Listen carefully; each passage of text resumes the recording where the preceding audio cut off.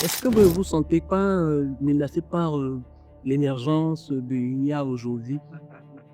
Moi, personnellement, en tant qu'étudiant en deuxième année de médecine et futur médecin, je ne me sens pas du tout menacé par cette grande émergence de l'intelligence artificielle. Pas du tout. Un médecin aujourd'hui qui ne sait pas manipuler une data, un médecin aujourd'hui qui ne sait pas utiliser l'IA pour pouvoir avancer, pour pouvoir persévérer dans son domaine, c'est un médecin qui sera paumé dans 5 6 ans, quoi. Est-ce que vous vivez, vous tous, en tout cas dans la majorité des cas, est-ce que vous vivez une précarité, qui ne dit pas son nom?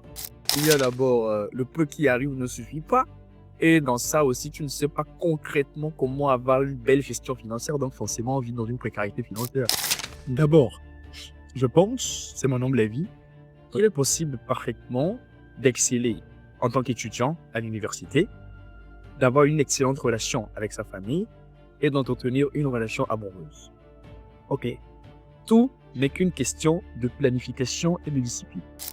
Mais je pense que l'une des périodes les plus difficiles que je pourrais essayer de miniaturiser en termes de tempête, c'est la période où tu quittes les parents à ton jeune âge et que tu arrives sur un sol étranger et que tu te confrontes à toutes les réalités.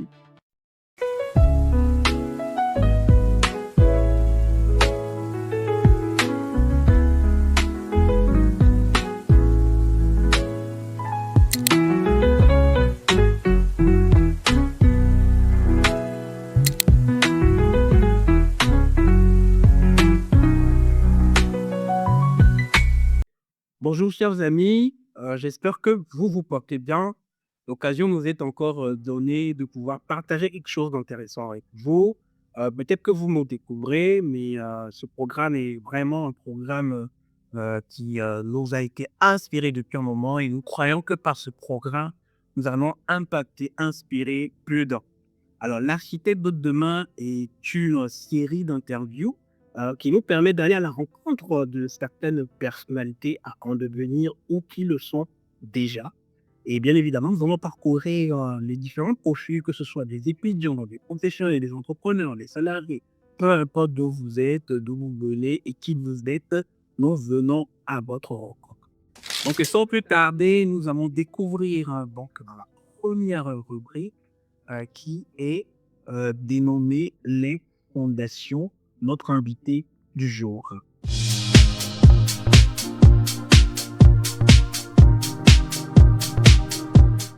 Alors, bonjour Monsieur Epiphane, Bonjour, monsieur Louis.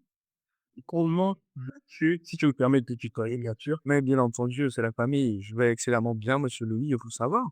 Bah oui, je vais très bien, on peut se tutoyer, hein. Écoute, on se connaît depuis un moment maintenant et je le disais tantôt en loge, vraiment c'est un plaisir pour moi de partager donc ce panel avec toi, de discuter, d'échanger et de te faire connaître aussi davantage à nos frères et sœurs, qui nous découvrirons donc au travers de cette lucarne.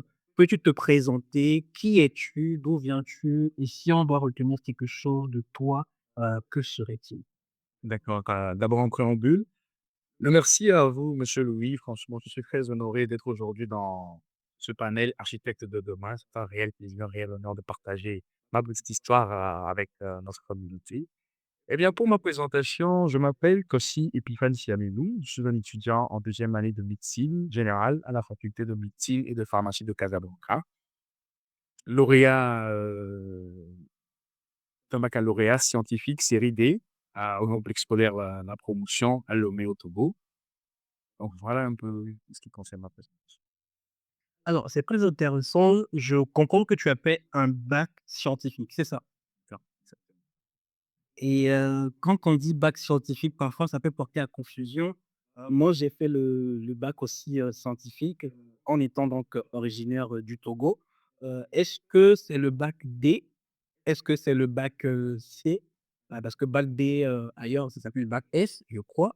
Lequel c'est exactement? Effectivement, moi j'ai fait un bac T. Un bac D. Oui. Très bien. Et donc, c'est quoi les matières, principales donc, de cette, série-là? Eh bien, il y a 3 matières principales en bac série D. C'est la SVT, la mathématique et puis les sciences physiques, c'est tout. OK. Donc, sciences de la vie de la Terre, mathématiques et sciences, physique, chimie. C'est ça. Voilà. Super, super. Et tu disais tout à l'heure que tu es d'origine, togolaise. bien entendu. À à l'international, quand on entend parler du Togo, on a tendance à évoquer donc, l'étiquette, les Togolais sont des bosseurs, ils sont les travailleurs. Est-ce que tu confirmes, cette étiquette-là? Mais bien entendu, les Togolais sont des génies. Et qu'est-ce que l'expliquer ça selon toi? C'est-à-dire, quand on va vraiment à l'étranger, que ce soit dans la sous-région, du côté donc de la CEDEAO, peut-être même un peu de la zone, CEMAC et même maintenant au niveau donc, du Maghreb, on entend généralement dire: «Beh, les Togolais sont des gens» d'abord on le dit, c'est des gens discrets, mais ensuite on le dit, c'est des gens qui sont sérieux, bosseurs. Qu'est-ce qui fait qu'on peut avoir cette étiquette-là donc, des Togolais?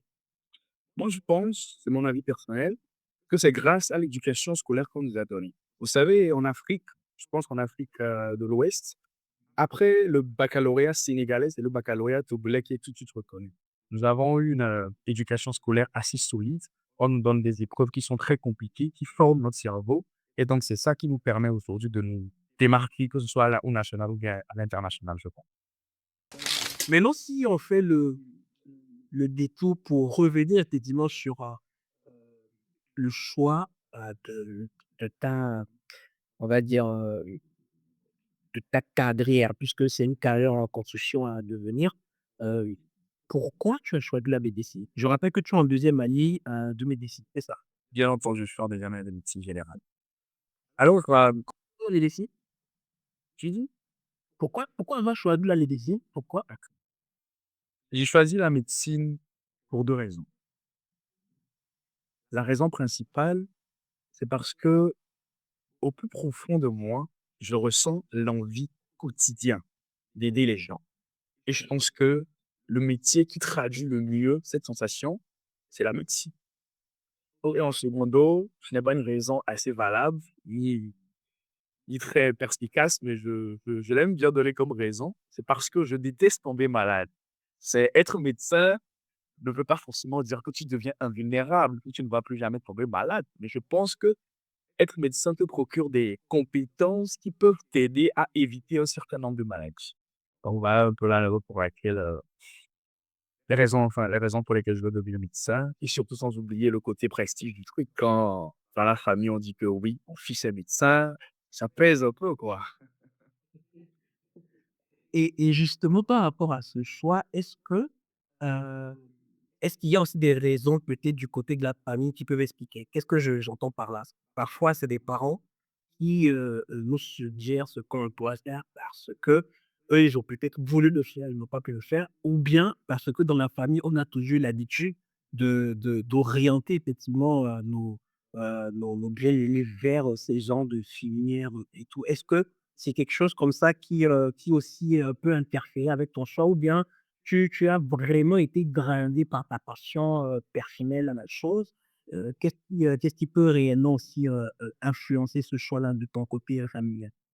Évidemment, monsieur le je vous l'accorde, dans la société africaine, on a tendance enfin, les parents africains ont tendance à faire vivre à leurs enfants la vie qu'ils auraient aimé avoir vécue.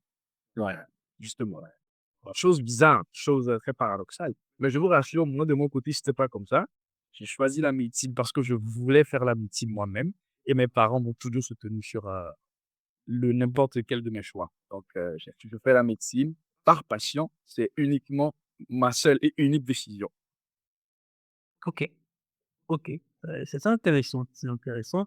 Hem, tu es boursier, je crois, c'est ça? Bien entendu. Mmh. Et pourquoi on a choisi le Maroc pour, la destination, de tes études universitaires? Je ne dirais pas que j'ai choisi le Maroc, je dirais plutôt que c'est le Maroc qui m'a choisi.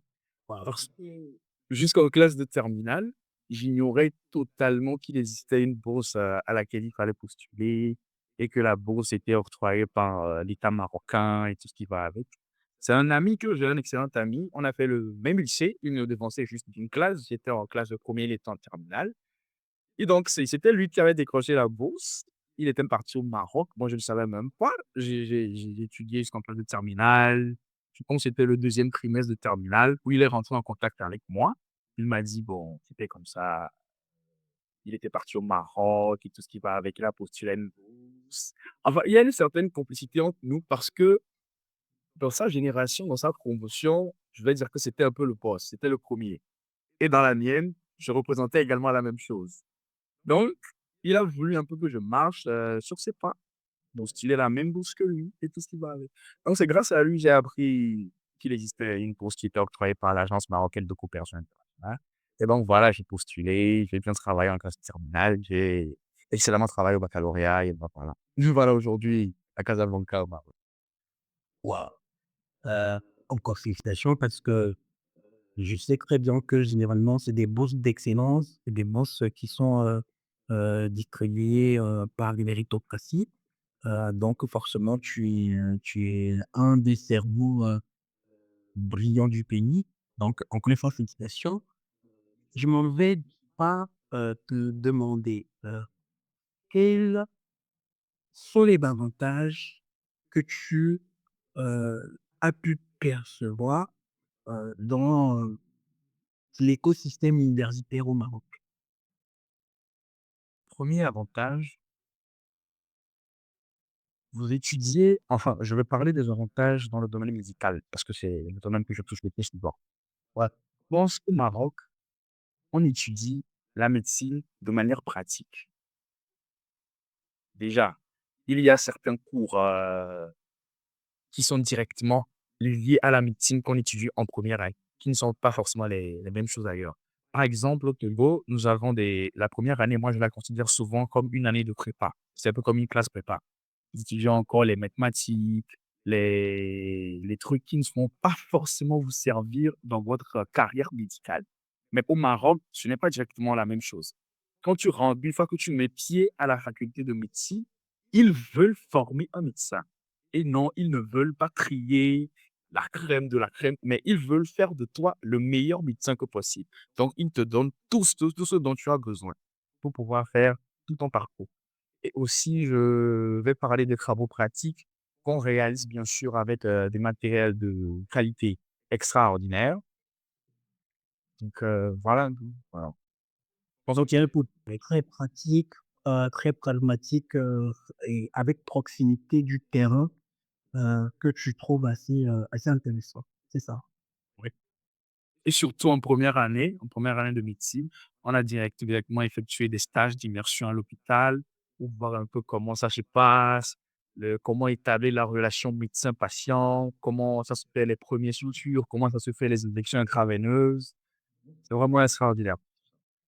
Waouh! Super. Maintenant que les bases sont posées, nous allons de ce pas, migrer vers, la rubrique, le choix du plan.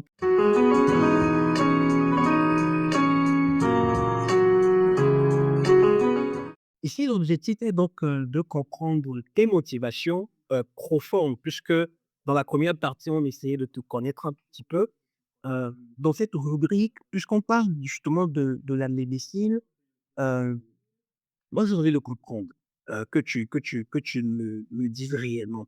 Est-ce que quelque part, en choisissant la médecine, tu ne voyais pas aussi le côté rémunération? Disons les choses. Mais bien entendu, moi je le dis partout où je vais, je le clame haut et fort. Moi, je suis satisfait de tout dans le métier de médecin, sauf le salaire. Voilà. Je trouve que les médecins ne sont pas assez payés pour ce qu'ils font.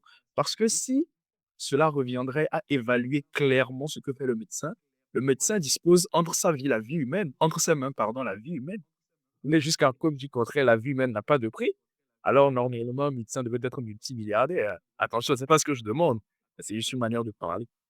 Ouais, et c'est clair que je pense au côté rémunération en tant que médecin, c'est évident.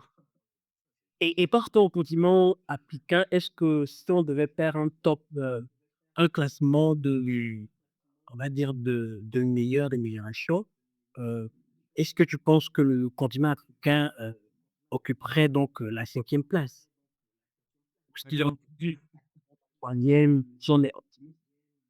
Cela va de soi, c'est clair que le continent africain sera soit dans le top 4, soit dans le top 5. La médecine en Europe, la médecine en Amérique, que ce soit en Asie, ça paye nettement plus que sur le continent africain. Mais va aussi savoir les réalités de ces continents et tout ce qui va avec. Et ça t'intéresse d'exercer sur le continent africain ou bien de faire comme la majorité, de nos athlètes? Généralement, ils s'expatrient vraiment hors du continent, parfois avec bien sûr, bonne foi d'aller acquérir des compétences assez, avancées, poussées, structurées et de revenir servir effectivement sur leur, terre natale. Mais voilà, on va dire, par le hasard des choses, ils trouvent effectivement la peur promise ailleurs, ils restent, et ils font leur carrière à l'extérieur. Toi, qu'est-ce que tu envisages et qu'est-ce que cela t'inspire? Et ces vagues donc de migration profonde qui malheureusement vident le continent effectivement de sa substance, intellectuelle et qui, malgré notre bonne volonté de patriotisme, ils ne suffisent pas pour revenir quoi. Eh bien, monsieur Louis, laissez-moi vous dire que c'est mon plus grand rêve, d'être l'un des grands pionniers d'une médecine nouvelle en Afrique. Parce que quand j'ai posé mes premiers pas au Maroc et que j'ai essayé d'observer un peu le domaine médical marocain et que j'ai vu qu'il y avait des hôpitaux assez spécifiques, l'hôpital mère-enfant, un hôpital qui est uniquement dédié à l'ORL, à tout ce qui est l'ophtalmologie, à tout ce qui est l'otorhinolaryngologie. Et puis, il y a un autre hôpital de côté qui concerne toutes les autres spécialités. C'est franchement très beau à voir. Et surtout, quand on va maintenant dans le secteur privé, on observe qu'il y a énormément de cabinets sur le sol marocain où une personne n'a pas forcément besoin de parcourir des kilomètres avant d'aller faire une consultation. Franchement, c'est waouh. Et surtout, ce qui m'a le plus marqué, c'est le groupe Agdital. Et moi, je rêve de travailler à Agdital ici au Maroc pour me former un peu. C'est un excellent groupe, c'est un leader de la santé au Maroc qui a été formé, je crois, en 2011. C'est franchement un groupe qui a des machines de dernière génération, qui ont même réalisé dans le monde entier, je pense que là, certaines opérations pour la première fois, c'est franchement waouh. Mais ça m'aimerait bien d'avoir, par exemple, un hack digital ou bien un certain nombre de hacks digital dans la sous-région ouest-africaine au Togo ou dans la plupart, pourquoi pas dans toute l'Afrique, quoi. Selon toi, qu'est-ce qui fait, la qualité d'un bon médecin? Alors, de ce que j'aurais appris jusque-là à la fac, c'est que de prime abord, pour faire un bon médecin, c'est toujours de mettre le patient en confiance. Il y a quelque chose qu'on appelle l'établissement de la relation médecin-patient. Le médecin n'a pas le droit de juger le patient. Vous devez absolument mettre le patient en confiance, l'expliquer de manière claire et tacite les gestes que vous aurez à faire. Et une fois que le médecin met le patient en confiance, le patient va se sentir totalement soulagé et va se laisser faire et sera en totale confiance avec vous. Donc, selon moi, les bases, ou devrais-je dire les skills qu'un médecin devait avoir, c'est la communication, de l'empathie, surtout de l'expertise technique et aussi de la rigueur scientifique. Est-ce que vous mettez déjà, on va dire, au niveau de l'information qu'il faut pour apprendre à coexister avec l'IA ou bien vous vous sentez menacé par l'émergence de l'IA? Moi, personnellement, en tant qu'étudiant en deuxième année de médecine, et futur médecin, je ne me sens pas du tout menacé par cette grande émergence de l'intelligence artificielle. Pas du tout. Je pense que l'intelligence artificielle est extraordinaire en tout ce qui concerne le diagnostic, en tout ce qui concerne les recherches, en tout ce qui concerne les analyses à faire. Mais, et absolument mais, dans un bloc opératoire, selon moi, l'intelligence artificielle n'a pas du tout sa place. Parce qu'il y a une étude récente qui a été publiée par un journal qui montre et qui démontre à quel point les risques de décès, ou enfin les décès au cours des opérations réalisées par des intelligences artificielles en collaboration avec des médecins augmentent considérablement. Donc, ce qui veut dire que part, il y a un problème, n'est-ce pas? Et aussi, je pense que l'intelligence artificielle est aussi indispensable à un médecin. La réponse à votre question se trouve également dans votre question. c'est de simplement trouver une manière de coexister avec l'IA. Un médecin aujourd'hui qui ne sait pas manipuler une data, un médecin aujourd'hui qui ne sait pas utiliser l'IA pour pouvoir avancer, pour pouvoir persévérer dans son domaine, c'est un médecin qui sera paumé dans 5 6 ans, quoi. Ok. Wow. Donc, il faudra coexister finalement, voir l'IA plutôt comme un concurrent. Il faut plutôt le voir comme un outil qui nous permet donc d'aller plus vite et d'être beaucoup plus efficace, en quelque sorte. Gagner. Bien sûr. Très bien, très bien. En tout cas, merci beaucoup pour tes réponses qui sont des temps plus pertinentes les unes que les autres. Mais aussi, je pense que il y a aussi ce facteur qui est très souvent négligé. Vous savez, monsieur Louis, nous sommes des êtres humains. Quand vous venez chez votre médecin, vous vous exprimez, vous dites ce que vous ressentez. À quelque part, vous vous sentez à l'aise, quoi. Vous vous dites, non, mais je parle à un humain. Il comprend ce qu'il ressent. C'est pas forcément la même chose quand tu parles à un robot, par exemple. Un robot qui te dit que voilà, c'est un genre, il est très méthodique. C'est soit de ça ou soit de ça. Je ne sais pas si vous comprenez. Il y a aussi cette relation médecin-patient que, selon moi, l'intelligence artificielle ne saurait représenter, en fait. C'est quasi impossible, selon moi. Parce que l'intelligence artificielle n'a pas d'émotion. C'est quelque chose qui est sans Pour émotion. l'instant, pour l'instant. Pour l'instant, bien entendu. Pour l'instant, c'est ce qu'on a sur le marché, mais il y a moyen qu'on ait des super IA demain, et pour ne pas dire des humanoïdes, qui pourront en tout cas développer cette capacité d'intégrer au-delà du rationnel, l'émotionnel. Et là, ça va changer la donne aussi, hein. Mais bon, ça reste toujours une carte à jouer. C'est celle du Ouais. fait que on reste des humains après tout. Et je vois très mal les humains accepter de se faire coopérer par des robots, hein. Ça reste toujours ça. Ok. Quand tu as le choix entre un chirurgien qui a fait plus de 15 ans d'études pour être là-bas aujourd'hui, et on te dit Ouais. un robot qui a été construit en 2 3 mois par une entreprise là.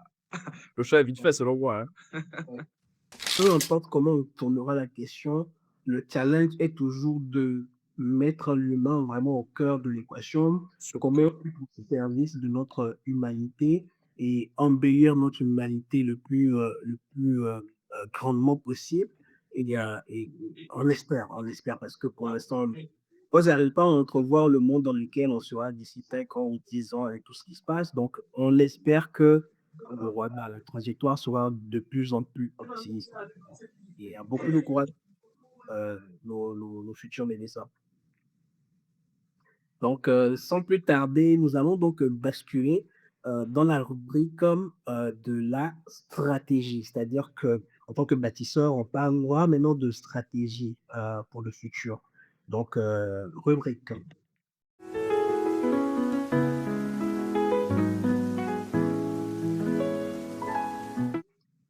Ici, nous parlons d'argent, d'investissement, d'épargne, de stabilité financière et de stratégie de discipline en gros. Euh, la question peut être banale, simple, mais au fond complexe. Donc, Monsieur Epiphane, quel est ton rapport avec l'argent? Eh bien, monsieur Louis, votre question me touche personnellement beaucoup parce que je suis un étudiant hein, international à l'étranger, forcément. Donc, c'est mon plus grand combat, la gestion financière. Alors, je pense qu'en tant qu'étudiant, on C'est-à-dire, doit la notion de l'épargne, par exemple, est-ce que ça te parle? effectivement, Que vous avez la capacité aussi d'épargner avec le quotidien qui peut être parfois difficile. Comment ça se passe? Comment ça se passe? effectivement, je vois un peu. Ouais. Ma relation avec l'argent, j'ai une relation étroitement liée avec l'argent. Parce que, en tant qu'étudiant à l'étranger, ce n'est pas du tout facile de pouvoir assurer une excellente gestion financière. Mais malgré tout ça, j'arrive quand même à mettre de côté une stratégie financière très bien établie qui me permet d'avoir cet argent pour investir dans du concret. Ok. Et est-ce que parce que en tout cas, c'est ce qu'on entend, c'est ce qu'on a comme retour hein, de beaucoup d'étudiants. Est-ce que vous vivez, vous tous, en tout cas dans la majorité des cas, est-ce que vous vivez une précarité qui ne dit pas son nom? Mais c'est évident, hein. Mais bien sûr. Enfin, surtout pour les étudiants boursiers, moi, je pense, hein. Ouais, ouais. Parce que il y a d'abord, le peu qui arrive ne suffit pas. Et dans ça aussi, tu ne sais pas concrètement comment avoir une belle gestion financière. Donc, forcément, on vit dans une précarité financière. Hmm. Alors, on va rentrer dans des cas concrets et des cas réels. Pour quelqu'un qui vit sur Casa, prenons la réalité du terrain, pour quelqu'un qui vit sur Casa, on sait que trouver par exemple un appartement qui n'est pas très loin du centre-ville, par exemple, peut coûter très facilement 500 euros. D'accord? Bien sûr. Très facilement 500 euros.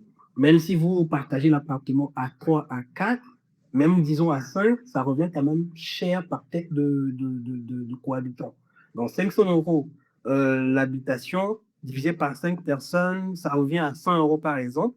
Euh, si ça n'a pas changé, je sais que normalement, vous recevez une bourse qui ne dépasse pas les 80 euros par mois. C'est à Bien peu près sûr. ça. Hein. Ouais, c'est ça. Comment vivre sur une ville comme Casa où le loyer est à 100 euros? dans, dans le meilleur des cas, on peut même réduire jusqu'à 90 euros, 80 euros, mais on a une bourse de 80 euros. Comment on arrive à sortir de cette équation-là? Ah, mais là, vous trouvez que nous sommes des génies, hein. Puisque ça n'arrive à vivre, c'est que justement, c'est extrêmement paradoxal de voir Ouais, que, je ne sais pas si je peux l'appeler comme ça, qu'on a des revenus mensuels estimés à 80 euros et qu'on ouais. paye par exemple notre loyer à 100 euros par exemple. C'est Mm. vraiment bizarre, c'est les réalités dans lesquelles on vit. On est obligé de s'y tenir. Mais je pense, bon, c'est vrai, pas que je pense, en ayant le titre de boursier de l'Agence marocaine de coopération internationale, il y a également une bourse que l'État marocain nous verse de manière bimensuelle qui est estimée à 150 euros. Tu vois, c'est vrai, c'est pas beaucoup, mais on arrive à s'exciter avec ça. Donc, une fois que nous avons cette bourse qui est versée de manière bimensuelle, une fois que nous avons, on va essayer aussi de gratter un petit quelque chose auprès des parents. Donc, avec ça, on arrive à payer le loyer, à subvenir à nos besoins. Voilà, quoi. Et aussi, il y a un facteur que les gens négligent très souvent.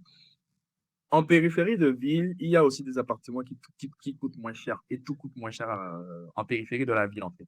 Si tu veux forcément vivre au centre-ville, il va Ouais. falloir y voir les moyens financiers qui vont avec. Par exemple, c'était nous notre plus grand dilemme. Moi, par exemple, ma faculté est en plein centre-ville. Donc, soit tu habites proche de ta faculté, tu payes un loyer exorbitant et tu marches légèrement pour aller à l'école à 2 minutes.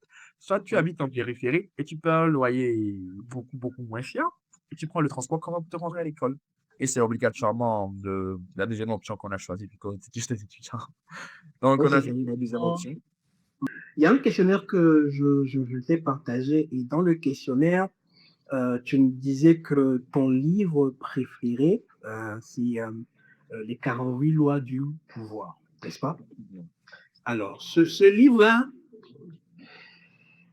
c'est un livre qui, de manière critique, peut être bien, selon moi. Aussi peut être, voilà, c'est un couteau suisse, tu vois, c'est un livre qui, vu d'un côté ou de l'autre, ça dépend de qui le regarde, mais c'est un livre assez particulier quand même. Je te Et l'accorde. donc, Je te je veux l'accorde. savoir qu'est-ce qui te plaît par rapport à ce livre-là. Effectivement, je te l'accorde. Permets-moi d'abord de te raconter l'histoire du livre, la Ouais. raison pour laquelle je l'ai connu et tout. Eh bien, ce fut un cadeau de mon professeur d'histoire-géographie de première terminale, je pense bien, qui s'appelle le docteur Kofi Labou.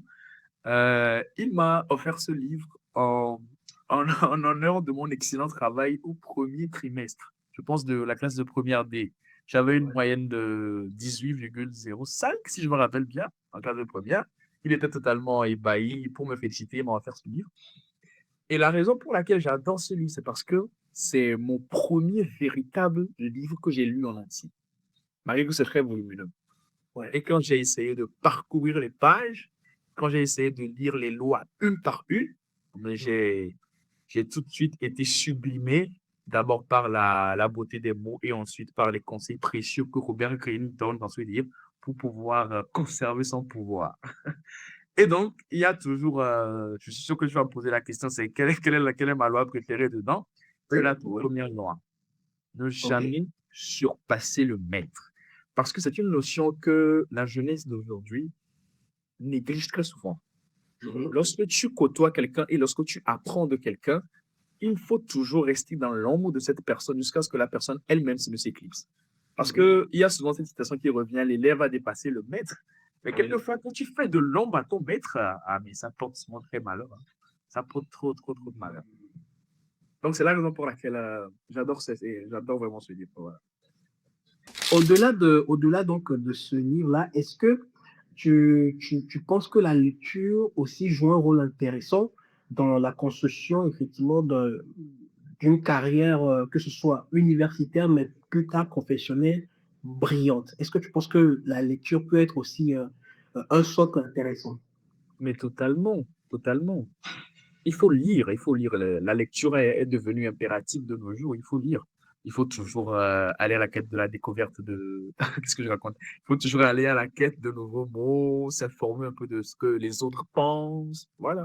Et c'est très important de lire. Ça permet d'avoir une culture générale assez conséquente. Et surtout, et ça permet aussi de ne pas être resté cloîtré dans son coin, mais de Ouais, voir plutôt la manière dont les autres voient les choses. Quand tu arrives à percevoir le mystère, mais quand tu arrives à comprendre ce pourquoi un auteur écrit un livre, franchement, tu te ouais, dis, ah mais ouais, j'avais jamais vu cette manière de penser.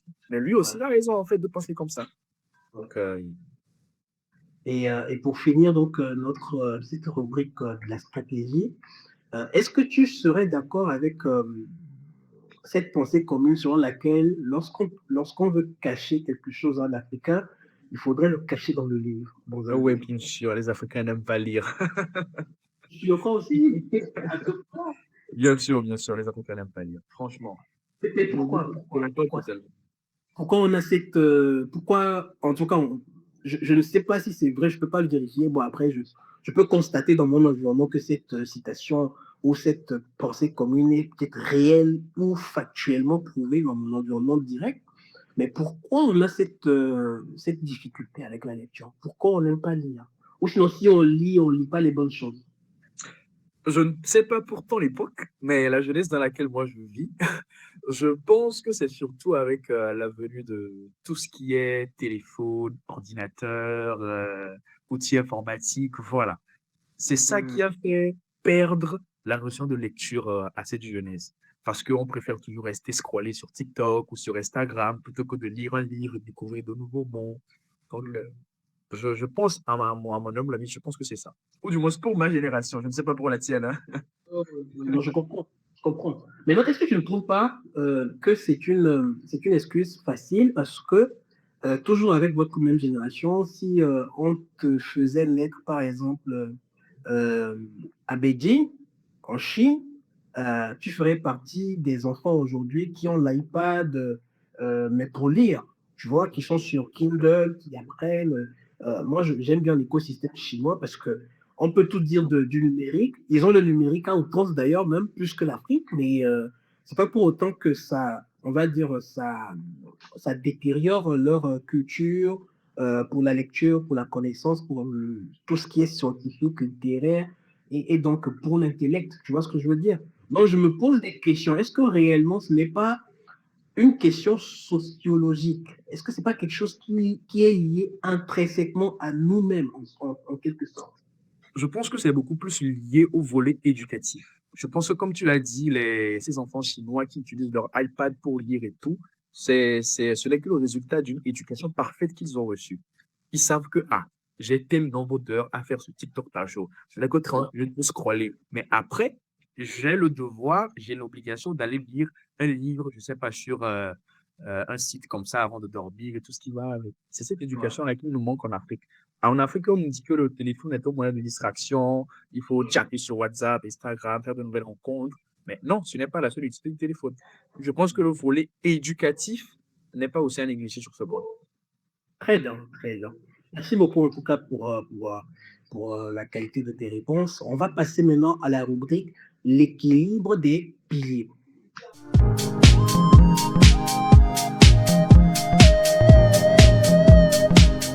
Alors, dans cette rubrique, nous allons parler d'équilibre, équilibre entre le monde professionnel ou universitaire et la vie personnelle. Et donc, je m'en vais de ce pas te demander euh, comment tu trouves l'équilibre entre le quotidien d'un étudiant en médecine avec des horaires en tout cas énormes et la vie avec la famille, par exemple. Est-ce que tu arrives quand même à garder quand même une dynamique d'appel, de prise de nouvelles avec les parents, frères et sœurs au pays? C'est un peu compliqué. Je veux dire, c'était une dynamique que j'explorais beaucoup quand j'étais arrivé tout nouvellement au Maroc. Parce que bon, au tout début, il me manquait de manière excessive. Donc tout le temps, j'étais en communication avec papa, avec maman, avec les frères et tout ce qui va avec. Mais avec le temps, maintenant, j'avoue que je le fais beaucoup, je le fais beaucoup rarement maintenant, mais je garde toujours cette dynamique. Enfin, moi, je me suis instauré une habitude. Chaque lundi, j'écris toujours à papa et à maman pour voir comment ils vont et tout ce qui va avec. Et puis en semaine, si j'ai un peu de temps libre, on s'appelle, on cause un tout petit peu, voilà. C'est, Ok. c'est, c'est assez simple à faire, je trouve. Et comment tu... Moi, j'ai eu en tout cas une dynamique assez particulière, surtout en tant que premier enfant de la famille, donc l'aîné, et aussi surtout en tant que fils. C'est que lorsque je partais et que j'ai mis pied dans l'avion, je te garantis hein, que pour mon vieux, pour lui, il me disait, écoute, t'es un garçon, t'es devenu un homme, je te fais confiance, bon courage. Ciao. C'est la salutation du général à son officier. Va en mission, fais tout ce que tu peux et bon courage. Et je suis arrivé. Est-ce que tu es bien arrivé? Qu'est-ce qui se passe? Est-ce que tu t'en sors? Est-ce que ça tire gauche à droite? Mon daron, franchement, lui, en conscience, le mec, il va s'en sortir, c'est bon. Mais par contre, dès que je suis arrivé, net, il a calculé combien de jours je devais arriver. Et il a commencé à me sonner sur, à l'époque, notre WhatsApp a été sorti immédiatement, je pense, à l'époque, oui. Et elle a commencé déjà à me sonner sur le téléphone. Oui, c'est comment? C'est comment? On est la Syrie. En fait, la dynamique est très différente. Que ce soit avec le papa ou la maman, on est sur deux dynamiques très différentes. Je ne sais pas si toi aussi tu as vécu quelque chose de similaire. C'est exactement la même chose, monsieur Louis. On a l'impression que les parents sont très tranquilles, force tranquille, pas d'inquiétude, les choses se passent bien, il va s'en sortir. Mais par contre, les darons, vraiment. Mais c'est ça, c'est totalement compréhensible. Mhm. Les parents, surtout les pères, ils nous font beaucoup plus confiance. Ils se disent, bon, non, mais mon gars, tu es un homme, quoi. Tu es un garçon. Donc, forcément, tu vas gérer et tout. Et il y a quelque chose qui me touche particulièrement. À chaque fois que j'écris à mon papa, quelles que soient les circonstances, comme dernier message, il me met toujours bon courage. Genre, tu vois ça, par exemple, ça dit beaucoup de choses. C'est un petit message, mais qui me touche énormément, mais qui dit beaucoup de choses. Voilà, quoi. Tu vois. Mais là, Daron, tu vois, elle va dire, prends soin de toi, est-ce que tu fais ci, est-ce que tu fais ça? C'est toujours comme ça. Waouh, waouh. Finalement, on dirait que tout s'y se répond, hein, franchement. Et une dernière question, peut-être aussi, qui va nous permettre de réfléchir sur notre société, c'est que euh, peut-être de moins en moins maintenant, mais sinon, il y avait une période où on avait l'impression que, en tant qu'étudiants, beaucoup d'entre nous, à notre époque en tout cas, euh, une fois qu'ils quittaient le pays, une fois qu'ils voyageaient, ils avaient ce sentiment de libération, tu vois.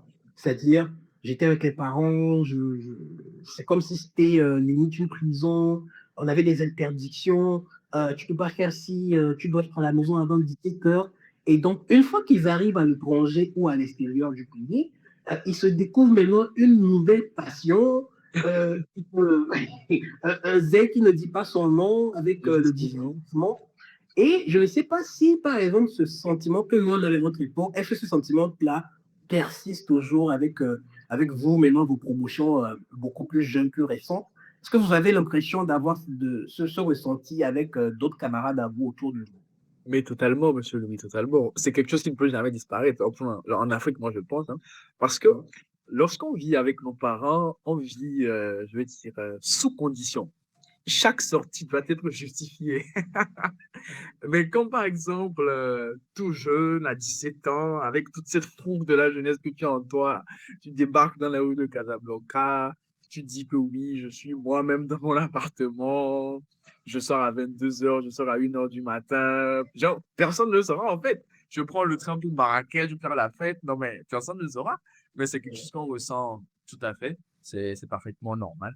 Mais je pense que le plus important dans ça, c'est de pouvoir s'instaurer une autodiscipline et ne surtout pas oublier les raisons pour lesquelles nous avons voyagé. C'est d'abord, de prime abord, les études. Après, les études, on peut faire tout ce qu'on veut, je pense. Ouais, ouais, ouais. Et pour finir, pour sortir donc de cette rubrique, est-ce que tu penses qu'un étudiant peut, en tout cas, avoir des capacités excellentes de pouvoir suivre à la fois ses études, suivre sa vie familiale avec les parents, les frères et sœurs, maintenir donc un niveau d'exigence, d'excellence au niveau donc de ses études, et en même temps entretenir par exemple des relations amoureuses. Est-ce que tu penses que c'est quelque chose qui est possible? Est-ce que c'est jouable? S'il Oui, n'est pas jouable, est-ce que ça peut avoir des inconvénients sur la performance, sur l'excellence, le niveau de, de,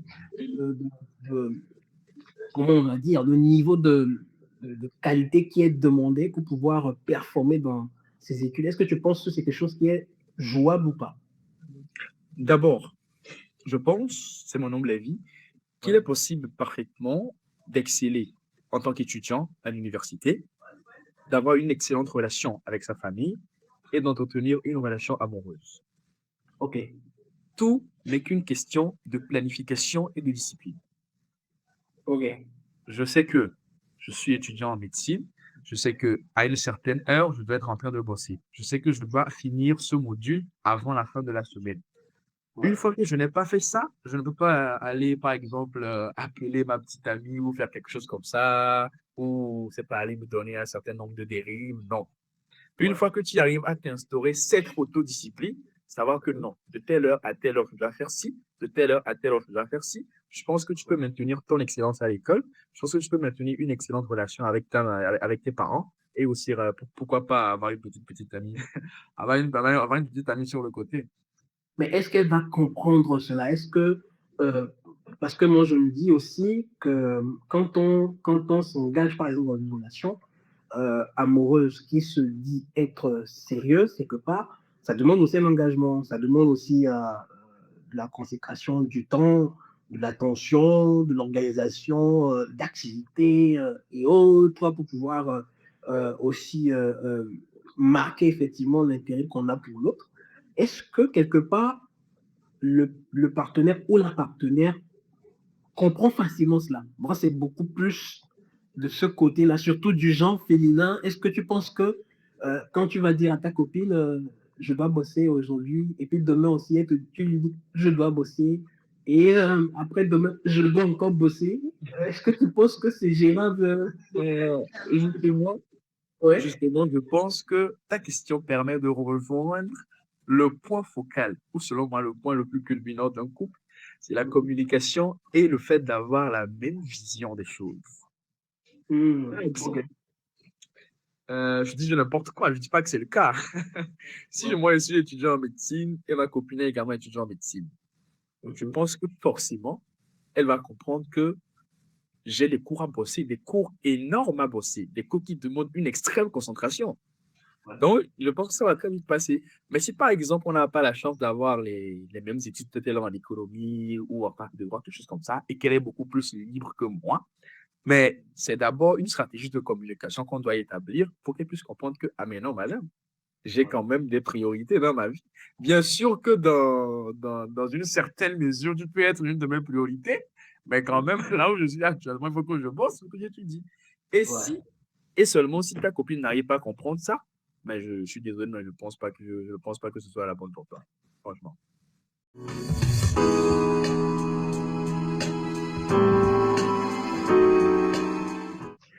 Alors, Monsieur Epiphane, vous m'avez partagé une citation que j'aime bien, que je vais lire.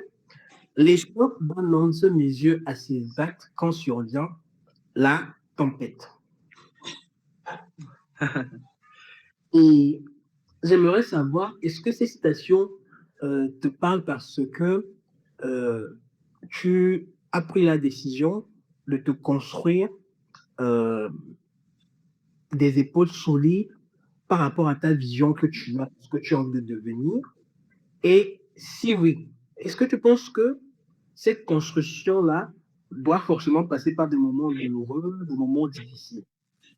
Oui, selon moi, c'est un impératif. Dans la vie de tout homme, il arrivera forcément un moment où il faut que tu souffres. On a l'habitude de dire, la jeunesse a l'habitude de dire, il faut que tu lises l'heure. Genre, tu dois lire l'heure forcément. Ça Ouais. permet d'avoir une certaine force de caractère, une certaine manière de voir les choses différemment et surtout une certaine meilleure manière de raisonner en fait. Donc oui, c'est ce que je crois. Ok. Et as-tu vécu des moments de tempête déjà à ton si jeune âge?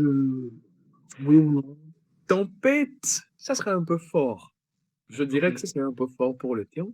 Je n'ai pas encore vécu véritablement, enfin, je n'ai pas encore l'île pour le moment, mais je Ouais. pense que l'une des périodes les plus difficiles que je pourrais essayer de miniaturiser en termes de tempête, c'est la période où tu quittes les parents à ton jeune âge et que tu arrives sur un sol étranger et que tu te confrontes à toutes les réalités.